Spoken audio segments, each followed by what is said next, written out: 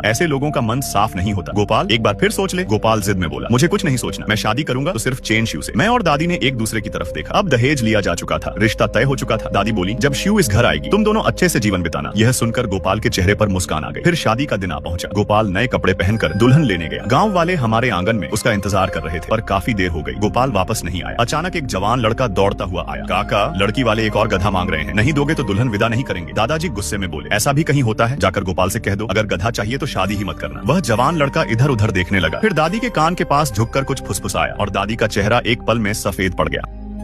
क्या गोपाल, ये नालायक लड़का जरा भी सुकून नहीं देता। दादाजी ने पूछा, क्या हुआ? अरे भगवान। दादी ने गहरी सांस ली। वह दादाजी के कान के पास जाकर अभी अभी सुनी बात धीरे से बता दी। इतना सुनते ही दादाजी ने तुरंत उस जवान लड़के से कहा कि घर की गद्दी तुरंत लड़की वालों के यहाँ पहुंचा दे। गद्दी भेजे जाने के कुछ ही देर बाद आखिरकार गोपाल अपनी नई दुल्हन को घर ले आया। रात हुई, गांव वाले सब लौट गए। गोपाल ने जल्दी ही पश्चिम वाले कमरे का दरवाजा बंद कर लिया। दादाजी और दादी मिट्टी के चूल्हे के पास तख्त पर बैठकर शगुन के पैसों की गिनती करने लगे। दादी बोली, अरे बुजुर्ग, ये शगुन के पैसे कर्ज चुकाने के लिए काफी नहीं है। अगर गद्दी भी बेच दें और इन्हें जोड़ दें तो रकम पूरी हो जाएगी। दादाजी बोले, जो भी हो, गोपाल ने शादी कर ली। घर में एक शुभ काम तो हुआ। देखते ही देखते 3 महीने बीत गए। शिव का पेट अब काफी बड़ा हो चुका था। एक दिन गोपाल हमारे गड्ढे के बाड़े में खड़े जंगली गधे को घूरते हुए बोला, बाबा, शिव अब मां बनने वाली है, लेकिन हमारे पास पैसे नहीं है, पोषण भी ठीक से नहीं हो पा रहा। मेरी मानो तो इस जंगली गधे को बेच देते हैं। दादाजी सख्त स्वर में बोले, नहीं, तुम जंगली गधे की तरफ नजर भी मत डालना। पहाड़ के जंगली मुर्गे, नदी की मछलियां मैंने कम पकड़ कर नहीं लाया, सब तेरी बीवी को ताकत के लिए दिया है। गोपाल झुंझलाकर बोला, बाबा, क्या मैं आपका असली बेटा नहीं हूँ? मुझे तो लगता है आप इस जंगली गधे को मुझसे ज्यादा मानते हो। फिर उसने कहा, शहर में मेरी मुलाकात एक सेठ से हुई, वो हमारे जंगली गधे का अंग खरीदना चाहता है, इतनी बड़ी रकम देगा। दादाजी ने बीच में ही काट दिया, नहीं, चाहे जितने पैसे दे, मैं नहीं बेचूंगा। गोपाल ने दांत भींच कर कहा, आज ये जंगली गधा बिककर रहेगा। दादाजी गरज उठे, हिम्मत है तो करके देख, तेरा वो निकम्मा सेठ अगर यहाँ आया तो मैं उसे भगा दूंगा। गोपाल ने दादाजी को घूरा और गुस्से में पश्चिम वाले कमरे में चला गया। दोपहर ढलते ढलते वाकई हमारे आंगन में एक बाहरी आदमी आ पहुंचा। वह बेहद मोटा था, कम से कम 400-500 किलो का। उसकी आंखों में लालच साफ झलक रहा था जब वह हमारे जंगली गधे को घूर रहा था। गोपाल दौड़कर बोला, झू सेठ, आप आ ही गए, यही है वो जंगली गधा जिसकी मैंने बात की थी। आपने तो इसे ढूंढने में मुझे खूब परेशान कर दिया। जंगली गधे ने मुंह से तेज आवाज निकाली। वह आवाज किसी चेतावनी जैसी थी, मानो झू सेठ को आगाह कर रहा हो। वो आवाज साफ चेतावनी जैसी थी। झू सेठ बोला, मैं और पैसे दूंगा, तुम इस जंगली गधे को मार दो, अभी इसी वक्त मार दो। गोपाल बोला, ठीक है, अभी मार देता हूँ। गोपाल की बात खत्म ही हुई थी कि दादाजी गोदाम से सब्जी काटने वाला बड़ा चाकू लेकर बाहर आ गए। दादाजी गरज कर बोले, जंगली गधा नहीं बिकेगा, यहाँ तुम्हारा स्वागत नहीं है, तुरंत निकल जाओ। झू सेठ ने पूछा, ये कौन है, कहाँ से आ गया ये बूढ़ा? गोपाल बोला, ये मेरे बाप है, उम्र हो गई है, दिमाग ठीक नहीं रहता। झू सेठ, आप अंदर बैठिए, मैं अभी जंगली गधे को मार देता हूँ। दादाजी चिल्लाए, इसे तुरंत बाहर निकालो। गोपाल गुस्से में बोला, बाबा, आप पागल हो गए हैं क्या? एक जंगली गधे के लिए इतने पैसे ठुकरा रहे हो? दादाजी दृढ़ आवाज में बोले, नहीं चाहिए, चाहे जितने पैसे दो, नहीं बेचूंगा, अभी इसे बाहर निकालो। गोपाल दांत भींचकर बोला, आज ये जंगली गधा हर हाल में मरेगा। इतना कहकर उसने दादाजी के हाथ से चाकू छीनने की कोशिश की। दादाजी ने पूरी ताकत से चाकू पकड़े रखा, लेकिन गोपाल जवान था, ताकतवर था। दादाजी उसका मुकाबला नहीं कर पाए। गोपाल ने झटके से चाकू छीन लिया और जंगली गधे की ओर बढ़ा। दादाजी घबरा गए। वे दौड़कर जंगली गधे के सामने खड़े हो गए